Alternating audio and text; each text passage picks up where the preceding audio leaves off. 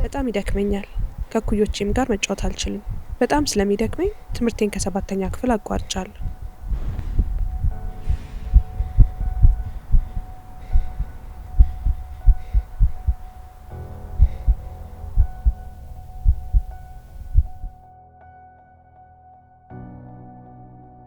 ከኦሮሚያ ክልል ከምስራቅ ሐረርጌ ነው። ምስራቅ ሐረርጌ ማለት ሐረማያ በአሁኑ ማያ ሲቲ ከተማ የሚባል ቀበሌው አዴሌ ኬኬይ ነው። ልዩ መንደር ስሙ ማለት ነው ገንደ ዶዮ የሚባል። ከ5 ዓመት አካባቢ ነው ይህንን ያወቅ ነው የልብ ህመም እንዳለባት ማለት ነው።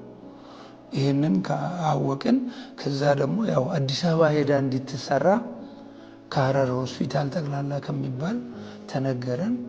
ሄደን ለማሰራትም አቅምም የለም፣ አቅምም ጠፋ። ከዛ ምንም ማድረግ አልቻልንም። ደግሞ እዚህ መታ የተሰራች ሴት ነበረች። ከሷ ቀዶ ጥገና እንደዳነች ማለት ነው እዚህ ተሰራ። ከዛ ወደዚህ መጣን ወደ አዲስ አበባ። ከዚህ ቀጠሮ ደግሞ ተሰጠን። ቀጠሮም በጣም ረዘመብን። ብዙ ጊዜ ስንጠብቅ ቆየን። ያው በመጨረሻ ሰዓት ላይ እንግዲህ ቀጠሮ ደርሶልን ተሳካልን። እንግዲህ በጣም ደስ ብሎናል። ራሂማ የታመመችው ሪውማቲክ ሃርት ዲዚዝ ወይም ደግሞ የሪውማቲክ የልብ በሽታ ነው። ይህም በሪውማቲክ ፊቨር የሚመጣ ልብንና የልብ በሮችን ስፔሻሊ በግራ በኩል ያለችውን የልብ በር ማይትራል ቫልቭን የሚያጠቃ በሽታ ነው። የሚከሰተው በአግባቡ ባልታከመ በግሩፕ ስትሬፕቶኮከስ ምክንያት በሚመጣ የቶንሲል ብግነት ሲሆን ሰውነታችን በራሱ የበሽታ መከላከያ ህዋሳት ሲጠቃ ነው። ይህም ደግሞ በልብ ብቻ ያቆም መገጣጠሚያ ኩላሊትን አልፎም ደግሞ አንጎልን ያጠቃል። ለልጅነቴ ጉሮሬን ያመኝ ነበር። ከዛ የዝንጅብል ሻይ እያፈሉልኝ እጠጣ ነበር። እንቅልፍ ይነሳኝ ጀመር። ስራመድ በጣም ያፍነኛል፣ ያልበኛል። የዛን ጊዜ እቀመጥና አየር ወስዳለሁ።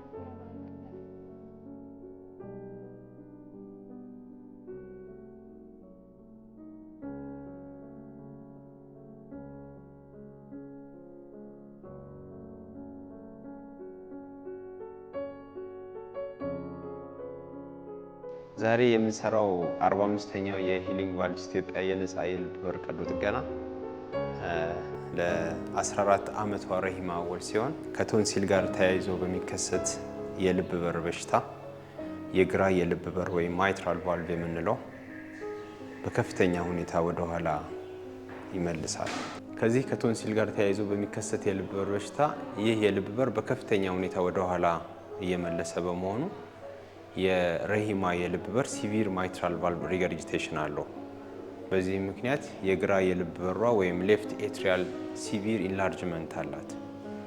ይህንን ቀዶ ጥገና የምንሰራው ይህንን በክፉኛ የተጎዳውን የልብ በር መቀየር ሲሆን በሀገራችን ባለንበት ነባራዊ ሁኔታ ሰዎች ለቀሪ ዘመናቸው የሚጠቅማቸውን የልብ ቀዶ ጥገና እንደ አማራጭ ስለምንወስድ የጥገና አማራጭን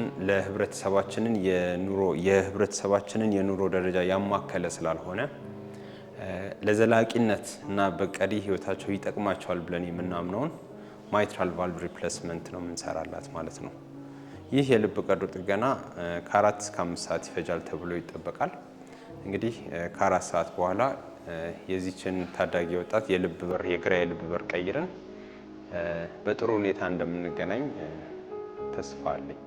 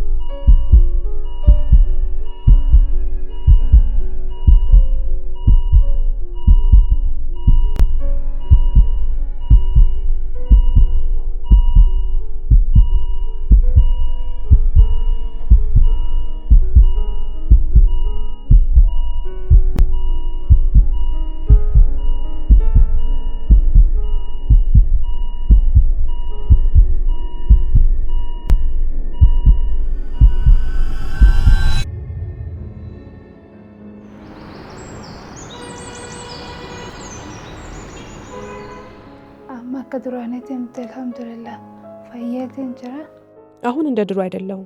በጣም ተሽሎኛል። እንቅልፍም መተኛት ችያለሁ።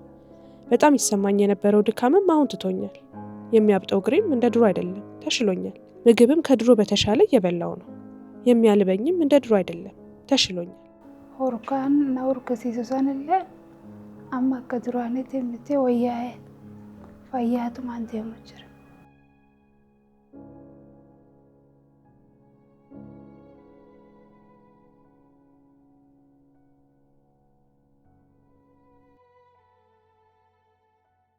ግን አሁን ላይ ያለው ለውጥ ያ ሁሉ ማለት ነው ኦፕሬሽኑ ተሰርቶ ገና በዚህ ሳምንት ውስጥ ያለው ትልቅ ለውጥ አለ ማለት ነው።